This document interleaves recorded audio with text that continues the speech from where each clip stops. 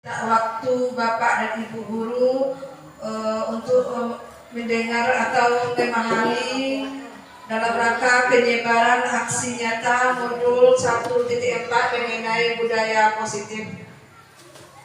Bapak dan Ibu,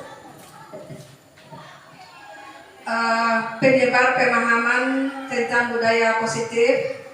Di sini kami sebagai CGP, yang pertama tadi kita mengenal namanya budaya positif. Kalau bahasa sehari-harinya budaya positif itu apa, Bapak Ibu? Ya, kebiasaan yang baik, peserta didik kita. Di sini kita lihat dulu ada beberapa konsep budaya positif. Yang pertama, paradigma belajar. Yang kedua, disiplin positif. Yang ketiga, nilai-nilai kebajikan.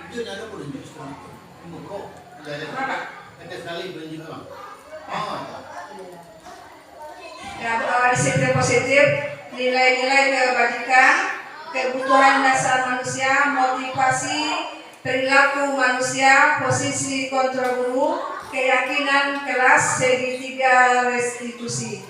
Nah, di sini tujuan kita bersama yang dengan memahami konsep budaya positif tersebut.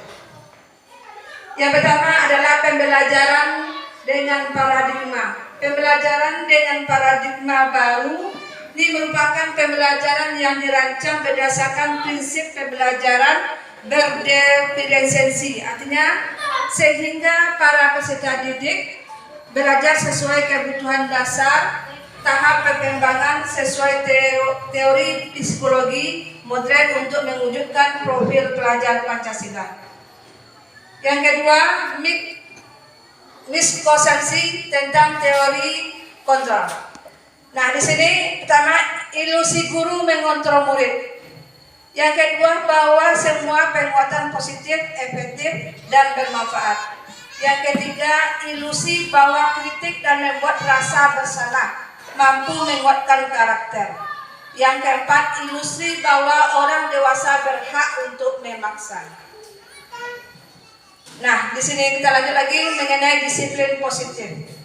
Di mana disiplin berasal dari kata disiplin, yang artinya belajar. Disiplin mengacu pada disiplin diri yang memiliki tanggung jawab terhadap apa yang dilakukan berdasarkan nilai-nilai yang diyakininya. Kemudian disiplin positif merupakan salah satu cara penerapan disiplin yang bertujuan menumbuhkan kesadaran serta memperdaya peserta didik tanpa imbalan atau penghargaan. Jadi kita memberikan disiplin kepada peserta didik itu tanpa ada imbalan atau tanpa penghargaan. Nah, atau berupa reward, ancaman atau hukuman. Sebagai pendidik, tujuan kita adalah menciptakan peserta didik yang memiliki disiplin diri sehingga mereka berperilaku mengacu kepada nilai-nilai kebajikan universal dan memiliki motivasi intrinsik dalam perubahan perilaku ke arah yang lebih baik. Nah, nilai-nilai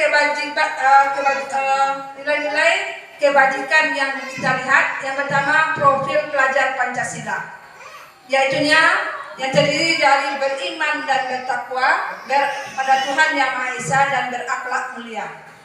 Di sini ada berakhlak kepada Allah, ada berakhlak kepada manusia, berakhlak sesama manusia, dan berikutnya mulia, berkebinekaan global, gotong royong, mandiri, kreatif, dan bernalar kritis.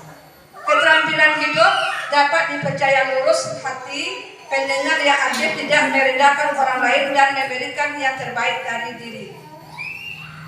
Nah, lanjut kebutuhan dasar manusia. Kebutuhan dasar manusia adalah segala sesuatu yang kita lakukan untuk mendapatkan apa yang kita inginkan. Seluruh tindakan kita yang kita lakukan memiliki tujuan tertentu, dan semua usaha terbaik yang kita lakukan adalah untuk dalam rangka kebutuhan dasar kita terpenuhi dengan baik.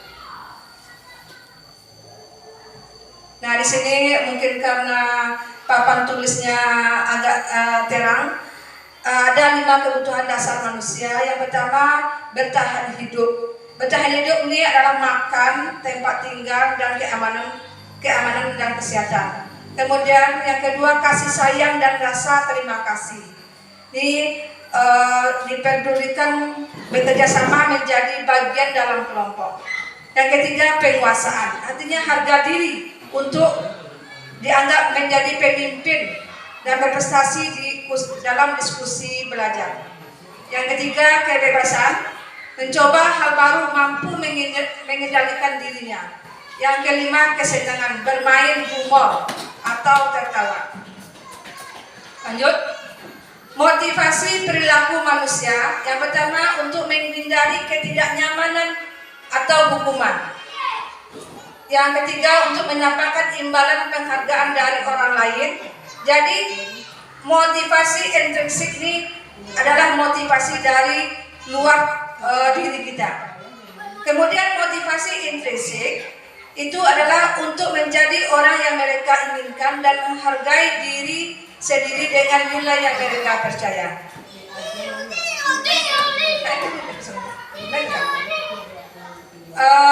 Kemudian ada lagi hukuman. Hukuman itu ada yang hukuman yang tidak terencana atau tiba-tiba. Yang kedua, murid tidak tahu apa yang terjadi. Nah, yang ketiganya berupa hukuman fisik. Dan yang kedua, konsekuensi. Di sana ada terencana atau disepakati sesuai peraturan. Ketiga, murid tetap dibuat tidak nyaman. Keempat, sikap guru selalu memonitor murid. Restitusi, proses menciptakan kondisi bagi murid untuk memperbaiki kesalahannya. Proses berkolaborasi yang mengajarkan untuk mencari solusi. Nah, 5, posisi kontrol guru. Jadi kita sebagai guru pendidik memiliki 5 posisi kontrol. Yang pertama, penghukum. Kemudian pembuat merasa bersalah, teman, pemantau, dan manajer. Nah, di antara 5 posisi kontrol ini, posisi mana yang selama ini yang kita laksanakan? Ada yang sebagai teman. Kalau Bu Rani katanya sebagai teman. Bagaimana ibu yang lain? Posisi mana yang sudah kita laksanakan? Kalau kemarin saya karena sudah mempelajari modul 1.4, saya sudah berusaha sekarang menerapkan modul 1.4 itu, yaitu sebagai posisi manajer. Nah, nanti kita akan melihat bagaimana posisi dia manajer itu.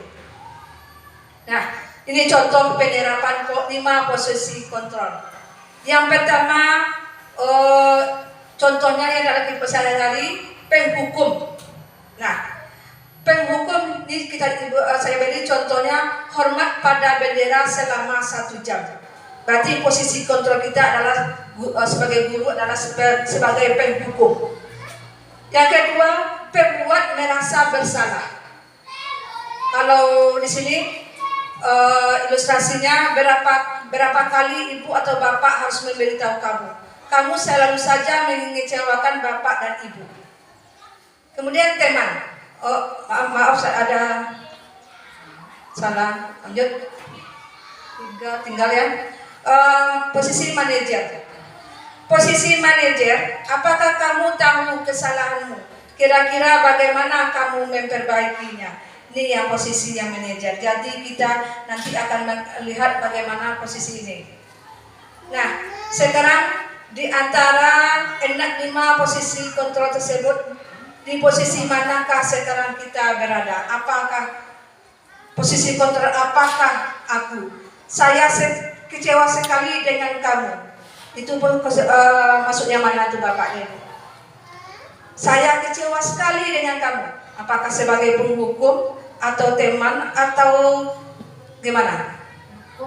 Sebagai sebagai penghukum. Yang kedua, posisi kontrol, apakah aku? Kamu tidak pernah belajar melakukannya. Pembuat merasa bersalah. Kemudian, apa rencanamu untuk menyelesaikan masalah ini? Nih, ya, manajer. Ayo lakukan demi bapak atau ibu ya. Nah. Nah, ya, ini tadi ada yang kelupaan, ada posisi sebagai pemantau. Nah, kamu tidak pernah mendapat nilai jika tidak mengerjakan tugas. Ini posisi kontrolnya apa kita itu. Nah, kemudian selanjutnya ada mengenai keyakinan kelas. Mengapa keyakinan kelas? Mengapa bukan peraturan kelas? Nah, ini selama ini kita membuat peraturan kelas. Mengapa mengapa keyakinan kelas yang kita buat? Mengapa tidak peraturan kelas? Ini kita lihat. Yang keyakinan kelas itu yang pertama bersifat abstrak, yang kedua dibuat dalam pernyataan positif, yang ketiga sedikit saja agar mudah diingat, yang keempat sesuai dengan kondisi kelas dan sekolah sehingga mudah diterapkan, yang kelima sesuai semua warga sekolah dilibatkan saat membuatkan keyakinan kelas. Lanjut. Ada namanya segitiga restitusi. Yang segitiga restitusi itu yaitu suatu proses dialog yang dijalankan oleh guru agar dapat menghasilkan murid yang mandiri dan bertanggung jawab. Nah, di sini ada 3 juga. Yang pertama menstabilkan identitas. Yang kedua validasi tindakan. Karena di sana saya memberi warna putih tidak nampak. Yang ketiganya menanyakan keyakinan. Di sini ada videonya, mungkin tidak bisa diputar karena dalam bentuk PPT. Nah, berdasarkan prinsip membuat kesalahan adalah bagian. Ya, di sini menstabilkan identitas dulu. Ini contohnya menstabilkan identitas karena hanya posisinya warna putih, jadi tidak nampak di sana. Menstabilkan identitas. Ini contohnya, berdasarkan prinsip membuat kesalahan adalah bagian dari proses pembelajaran. Contoh dialognya. Berbuat salah itu wajar, tidak ada manusia yang sempurna. Jadi Bapak Ibu berdialog ketika ada murid kita yang melanggar dari keyakinan kelas. Ibu Bapak juga pernah melakukan itu. Ibu Bapak tidak mau mencari siapa yang salah, tapi Ibu Bapak ingin mencari solusi dari permasalahan ini. Kamu berhak merasa begitu. Kemudian yang kedua, validasi tindakan yang salah. Berdasarkan prinsip setiap perilaku berupaya memenuhi suatu kebutuhan. Contohnya, kamu pasti punya alasan mengapa kamu lakukan itu. Padahal kamu bisa melakukan yang lebih baik dari ini ya. Kamu patut bangga karena telah melindungi sesuatu yang penting buat kamu. Kamu melakukannya karena mempertahankan sesuatu yang penting bagi kamu. Nah, itu yang kedua. Yang ketiga, namanya menanyakan keyakinan. Jadi, kalau anak kita tadi bersalah, kita tanyakan keyakinan yang kita buat tadi kepada anak kita. Berdasarkan prinsip teori kontrol bahwa pada dasarnya kita termotivasi secara intrinsik. Contohnya, apa keyakinan kelas kita? Nilai apa yang kita sepakati bersama? Kamu ingin menjadi orang yang seperti apa? Nah, jadi itu mengenai keyakinan kelas kita. Jadi Bapak dan Ibu, sesuai dengan pemahaman kami, Bapak Ibu sekarang cobalah untuk membuat bukan lagi peraturan yang kita buat, tapi keyakinan kelas. Keyakinan kelas itu kita buat sepakatan kita dengan murid. Yang hal-hal yang positifnya yang kita buat bersama-sama. Apabila ada siswa kita yang melanggar keyakinan kelas kita tadi, maka kita berhak untuk melakukan yang 3 tadi, namanya segitiga restitusi.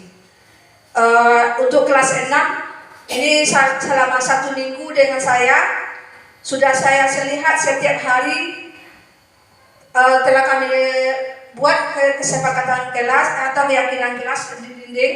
Kemudian telah kami sepakati setiap hari ada saja anak yang melanggarnya. Kami selalu menanya kembali keyakinan kelasnya dan berperan sebagai manajer. Jadi ini harapan kami kepada Bapak dan Ibu Majelis Guru, buatlah sebuah keyakinan kelas, karena ini merupakan prinsip dari kurikulum merdeka. Ya kan Bu Pia? Bu Pia juga sudah, saya sebelum mengikuti CGP ini, saya pernah dulu melihat keyakinan kelas 2 dulu. Ini apa maksudnya keyakinan kelas 2 ini? Saya tidak bertanya kepada Ibu Pia, tapi saya mencari sendiri apa itu keyakinan kelas. Saya cari di YouTube, kiranya ada di modul saya pembelajarannya. Jadi himbauan saya kepada Bapak Ibu, buatlah keyakinan kelas. Apabila ada siswa kita yang melanggar setiap hari, contohnya kemarin di kelas 6 dia sering keluar masuk. Karena sering keluar masuk, saya tanyakan kembali apa keyakinan kelas yang kita sepakati bersama-sama. Keyakinan kelas saya disiplin, Bu. Ya, disiplin. Dia menjawab, dia tahu apa yang dia berbuat. Kemudian ada Japar kemarin yang tidak sholat duha, saya juga tanyakan apa keyakinan Japar. Kemarin ada juga Jerski, juga begitu, dia melanggar keyakinannya. Kemudian dengan adanya segitiga restitusi tadi, sebagai manajer saya belum membawanya ke kantor, tapi dalam prinsip bukan kita memari anak itu bukan di hadapan teman-temannya lagi, tetapi kita memari anak itu kita panggil. Misalnya contohnya tadi di kelas 6 ada yang tidak bawa PR, saya diam saja dulu buat ibu bapak. Kemudian setelah dia keluar, saya panggil dia, saya tanya kembali bagaimana dengan keyakinan kelas kita, apakah dia mau berubah atau tidak. Jadi kalau menurut prinsip pemikiran Ki Hajar Dewantara, kita itu tidak boleh menghukum murid. Jadi kita itu sebagai pendidik menuntun murid ini bagaimana sesuai dengan kodratnya. Itu yang kami dapat selama pembelajaran di CGP. Mungkin itu saja yang dapat kami sampaikan mengenai penyebar pemahaman modul tentang budaya positif. Jadi budaya positif yang ada di sekolah kita, mari sama-sama kita menjaganya kembali. Sebab budaya positif ini di sekolah kita gimana lah maksudnya itu masih kurang. Jadi kita bersama-sama memotivasi buat siswa tersebut mengenai budaya positif. Seperti yang Ibu Agama tadi sampaikan, di luar dia meribut, sampai di sekolah di kelas saya kembali meyakinkan kedisiplinan mereka. Mungkin itu saja yang dapat saya sampaikan mengenai budaya positif yang perlu kita terapkan di sekolah ini. Akhir kata saya ucapkan Assalamualaikum warahmatullahi wabarakatuh.